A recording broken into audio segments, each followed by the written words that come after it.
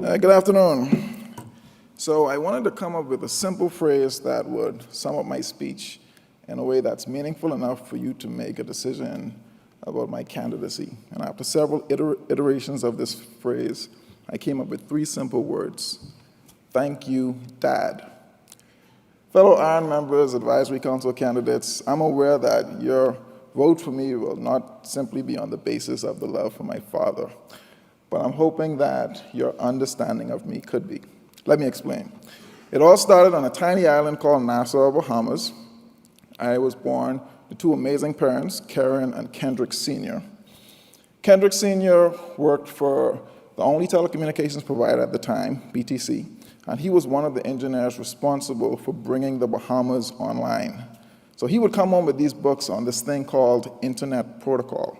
And that's when I was exposed as a teenager to the 32 bits of an IP version 4 address, and the caveat that by the time I established my career, 128 bits would be the order of the day.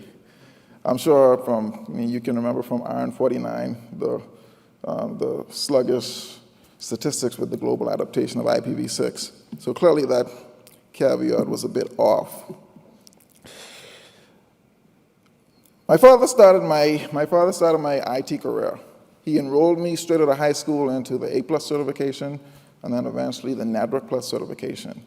And something crazy happened after the Network Plus certification. The owner of the company asked me to teach the next course. And the next course was filled with my dad's coworkers. So I was teaching subnetting to the guy that taught me IP addresses, to the guy's coworkers that taught me IP addresses, which was crazy. I then did the CCNA certification, and I was asked if I can teach that. So I said, okay.